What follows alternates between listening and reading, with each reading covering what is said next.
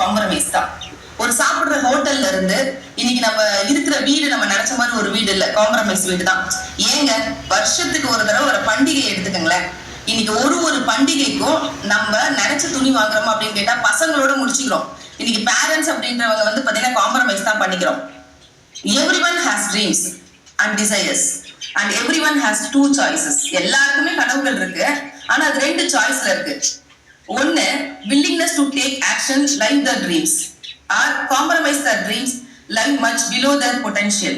அதாவது என்னோட கனவுகளுக்காக, லட்சியங்களுக்காக, அதுக்காக ஒரு ஆக்ஷன் எடுத்து என் கனவுகளா தான் என்னோட வாழ்க்கை, என் லட்சியங்கள் தான் என்னோட வாழ்க்கை அப்படின்னு வாழ்றவங்க ஒரு ஒரு சதவீதமான பேர். அடுத்த சாய்ஸ் இருக்கவங்க யார் அப்படின்னு சொல்லி பாத்தீங்கன்னா காம்ப்ரமைஸ் பண்ணிக்கிறது. ஏன்னா 95% பேரோட லைஃப் இப்படிதாங்க மாறி போச்சு. நீ யோசிச்சு பாருங்க, 10,000 ரூபாய் சம்பாதிக்கிறவங்களுக்கு 20,000 செலவாகுது, 20,000 சம்பாதிக்கிறவங்களுக்கு 30,000 செலவாகுது, 30,000 சம்பாதிக்கிறவங்களுக்கு 50,000 செலவாகுது. ஒரு 50,000 சம்பாதிச்சா 2 credit card, car loan, house loan. இன்னைக்கு ஓன் வாழ்க்கை யாருமே வாழ்றது இல்ல, லோன் வாழ்க்கை தான் வாழ்ந்துட்டு இருக்கோம். ஏன்னா சின்ன வயசுல இருந்து சில பழமொழிகள் நமக்கு வந்து பாத்தீங்கன்னா பதிக்கப்பட்டிருக்கு. வரவுக்கு ஏத்த செலவு, விரலுக்கு ஏத்த வீக்கம், என்னதான் எண்ணெயை போட்டு உருண்டு ஒட்டினாலும் ஒட்டுறதுதான் ஒட்டும். இதெல்லாம் யார் சொன்னாங்க அப்படின்ற அந்த சொன்னவங்களோட பேர் எங்கேயாவது பொறிக்கப்பட்டிருக்கான்னு யோசிச்சு பாருங்க.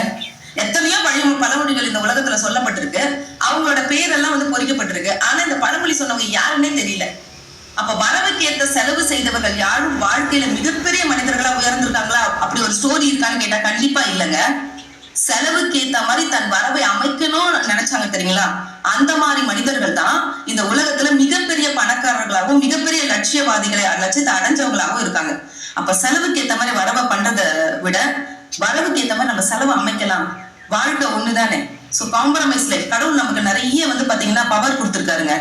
சோ நம்ம வாழ்க்கையை காம்ப்ரமைஸா வாழாம கண்டிப்பா நம்ம லட்சியங்களுக்காகவும் கனவுகளுக்காகவும் வாழ்றதுக்காக தான் இங்க இருக்கிற எல்லாரும் வந்திருப்பீங்க அப்படின்னு நம்பிக்கையோட